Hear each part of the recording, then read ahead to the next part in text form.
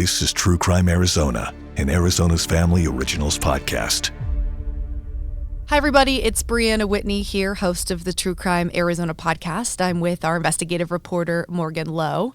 Big day for Zombie Hunter trial. We know you've been with us for months and months as this has unfolded in a courtroom. And finally today, Tuesday, April 11th, we got a verdict. Yeah, and it came down pretty quickly. The jury, which is the judge, got the case last Thursday.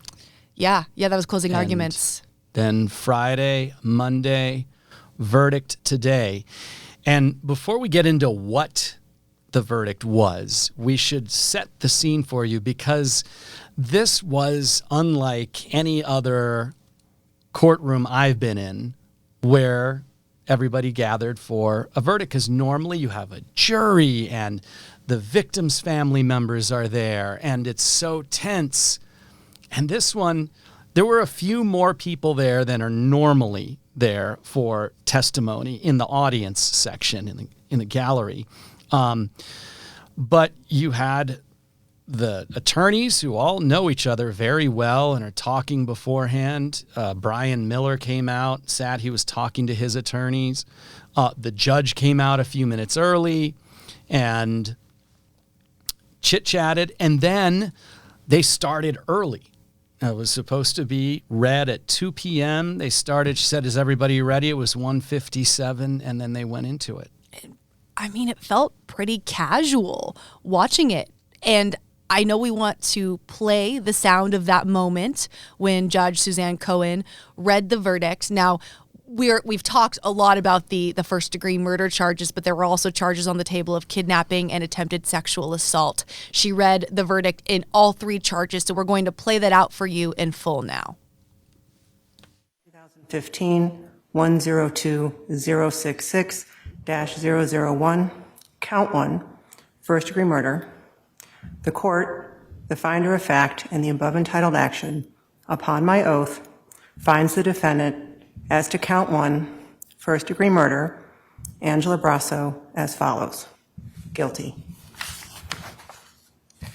In the Superior Court of the State of Arizona, in and for the County of Maricopa, count 2, first-degree murder, the court, the finder of fact, in the above entitled action, upon my oath, finds the defendant as to count 2, first-degree murder, victim Melanie Burness, as follows. Guilty.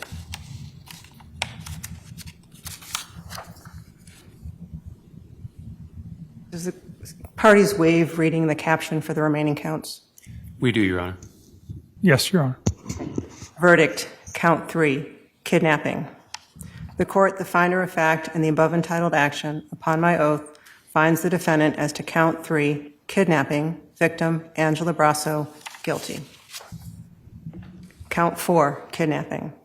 The court, the finder of fact, in the above entitled action, upon my oath, finds the defendant as to count 4, kidnapping, victim Melanie Burness, guilty.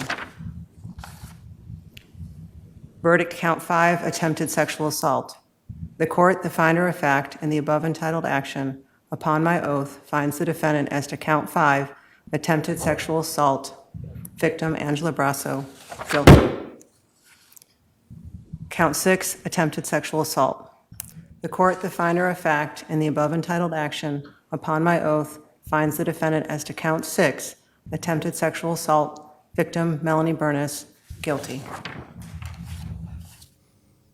Guilty of all of the charges. And I think what struck me about the judge reading that was monotone, sterile, guilty, guilty, guilty, guilty. These are huge charges against Bryan Patrick Miller that he's now convicted of, yet there was really no feeling, no emotion, no dramatics at all when this was read. Morgan, you were sitting in there. What was your takeaway from the mood as everybody learned his fate?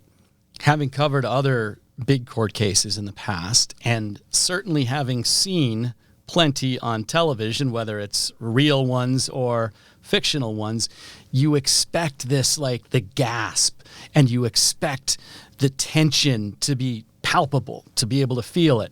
And in this one, it was really, there was tension in the beginning because you didn't know how she was going to go on that first one. And, you know, once she said guilty of first-degree murder in the Brasso case, you knew it was over. It was game over. And so it was, as you and I were saying, it was anticlimactic. People who were in there seemed to have thought that this was going to be the case. I was talking to some of the other reporters. They said they'd probably be surprised if it was not guilty by reason of insanity. But it was guilty. It was silent. Nobody made a peep. You could hear the judge very clearly. Bryan Miller looked straight ahead. And if you haven't seen the video, to tell you that he always wears this black suit and he has this big like COVID mask on and his glasses. So you can't really see his face. You can't see any expression, but he didn't move at all. And so I don't know what his expression was, but I know that he wasn't like physically, visibly reacting, and he certainly didn't audibly react at all. And there were no family members in the courtroom. Now, when we're talking capital murder cases that we've both covered, typically the families of the victims are there. Family, friends, loved ones. That's where you end up getting a lot of tears, a lot of almost like a sigh of relief, depending on what a verdict is when we're talking about a case of this magnitude. Do we know if the family members were watching virtually? Do we know why they weren't there for this big day after so many months? So we do know that the family members were dreading having to relive what happened all this time ago. We know that at times, if not the whole time, at least at times, they have been logging into this virtual login where they can watch from a camera in the front. They can watch the proceedings and listen to the proceedings. I will tell you that sometimes when they're logging in and out or people are logging in and out, you can hear this noise going on over a speaker there. And I did hear that noise clicking in a couple of times today, clicking in and clicking out. So I don't know if they were in. I'm going to assume that they were watching. I'm going to assume also that they'd been watching some of it. I have heard from people who know the family members that at least for parts of it, they have been keeping tabs on what's happening. I did speak to somebody who was there today, one of these three women who have been there off and on throughout the trial. They know the family, and they've sort of been helping the family keep tabs on what's going on here, sort of live. And they said that they were going to ask if they had a statement to make, if they wanted to release a statement. We haven't heard anything yet. We haven't caught any statement from them yet. But yeah, that's the extent of the amount of information we have about the family today, although there is one other piece of information about the family that we'll get to in just a minute. Right. It's rare that we don't know how a family feels after not only a huge verdict like this, but also 30 years in the making. You have to assume this is at least one step forward in terms of closure for the Brasso family and the Bernas family, who have lived for years and years without the two of them now, waiting to get to this point in court. So the judge not buying the not guilty by reason of insanity defense that Bryan Patrick Miller's attorneys put forward. You know, we had mentioned in the closing arguments that R.J. Parker, the defense attorney, really set up this scenario that there were two versions of Bryan, that the one who committed the crimes didn't know what he was doing was wrong, and that's not the same Bryan that is here now. And while you and I said, you know, we thought R.J. Parker did a good job kind of running it home for his side of this and trying to convince the judge of that, I don't think she wasted any time even contemplating that. I mean, she seemed like she knew that she felt that he was guilty. Did you get that feeling that the judge had a good sense going into this, that after everything she had heard, this is how she felt? Yeah, and I'm not sure what the rules are, the judicial rules for a bench trial, but I know that she has been keeping up on this. She has been, it's not like she's just been sitting there listening throughout the trial and then saying, well, I'll look at everything at the end. You have to think by the way she's been talking, how, especially toward the end when they were having conversations with the lawyers about testimony that some of the psychologists has made, she showed in that last week that she really was aware of everything every psychologist spoke about. So I think she did listen to every argument and made that decision. And I think the fact that it only took 2 days of deliberating probably means that she just had listened to everything and had made up her mind after looking over everything again. But she is a former prosecutor. She's a former prosecutor who prosecuted at least one serial killer, the baseline killer. She doesn't suffer fools. And today it was all business. And then as soon as they were done with the, this is the verdict, it's move on. Yeah. And move into what's next. Right. Yeah. So that I was very matter of fact, right? Okay. Verdict done. Next step. Now, as if only it was that easy of next step and we can finish this really quickly. That is not what we're expecting. So we move into the penalty phase, this aggravation phase, where basically now the prosecution and the defense will try to convince the judge what they believe Bryan Patrick Miller's fate should be, his sentence, whether he's sentenced to death, whether it's life in prison, whether it's a certain number of years behind bars. So what can we expect from like a mini trial that the two sides will now present to Judge Cohen again? Yeah, so for the next 2 days, for the next day or two, there's going to be this aggravation mitigation section where they argue basically about what should be included as an aggravating or a mitigating factor. And this is going to be a lot of legalese for the next 2 days. And once that is set, and they'll have a closing argument for that. Once that is set, then they go into what we consider the penalty phase is, and that is going to be the prosecutors. They said that they are not going to bring any witnesses in, but they are going to have victim impact statements.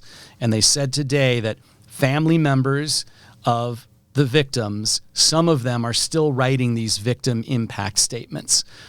I don't know if the family members are going to read them in court. I sort of assume by the way that Vincent Bordino characterized it today that he or the other prosecutor, Elizabeth Reamer, are going to read them. But they have these statements from family members and friends of the victims that will be read to the judge.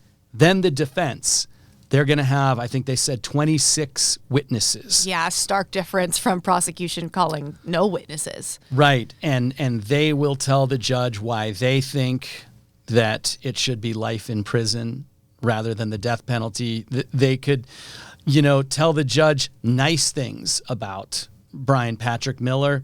They could also talk about mitigation things, things that happened in his life that made him the way he was. Not really rehashing what we went over in the regular trial, the guilt or innocence phase. But these will be other people just talking about basically asking the judge for leniency for Miller. And I don't know, it's possible that Miller might even testify in his own behalf here. He's already guilty. I don't know if they've made that decision. It is possible. But this will be sort of a mini trial now for the next month to decide what to do with him. We did get a statement from the defense team this afternoon or this evening, and they said that they are going to be asking the judge for life in prison. And he said that there have already been enough deaths in this, and we don't need another one. So, Bryan, no matter what, he will be behind bars for the long haul here. It's interesting whether he'll take the stand or not. And what makes that even more interesting is we just haven't heard him talk much at all. Even in our research of videos, of interrogations, things like that, we just haven't heard him speak a whole lot.